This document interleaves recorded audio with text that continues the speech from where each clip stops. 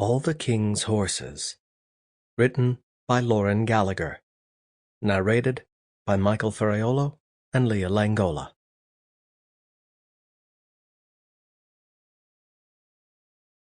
Chapter 1.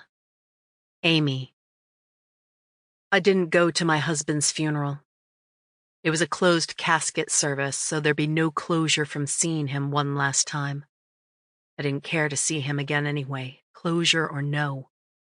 All the tearful sentiments. He was so young. It was so tragic. He was such a wonderful man.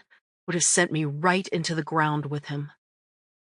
I couldn't stomach the thought of one more person patting my shoulder and telling me how sorry they were, how horrible it must be for me, and to call if I needed anything at all.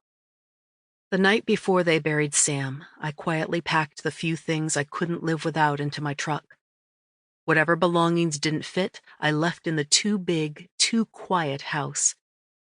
The next day, a little past noon, and right around the time my family and friends were probably all dressed in black and filing into the church, I climbed into the cab and drove out of town without looking back. I didn't know where I was going. Well, that wasn't entirely true. I had an address entered into my GPS. I had a job lined up, a place to stay, a destination in mind.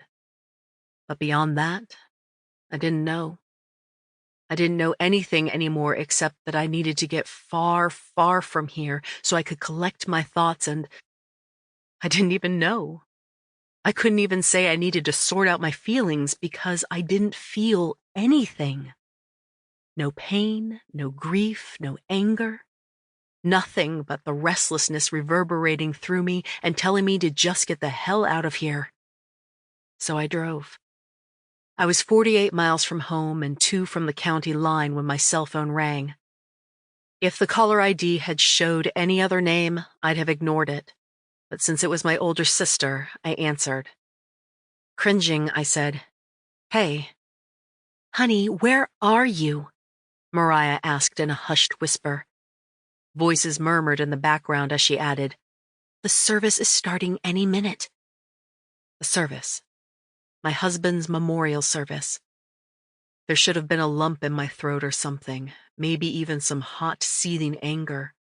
But I felt absolutely nothing. Even the makeup-concealed mark on my face wasn't throbbing anymore. "I'm not coming."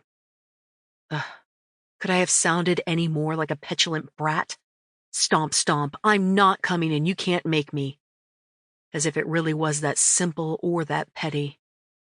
"You're not coming?" Anyone else would have read me the riot act, but Mariah just lowered her voice a little more and asked, "Why not?" "I can't." She was quiet for a moment. I thought she might be chewing on what I had said, thinking of a response, but soft movement on the other end suggested she was relocating to someplace where fewer people might overhear. The voices in the background quieted, and Mariah said, "What's going on?"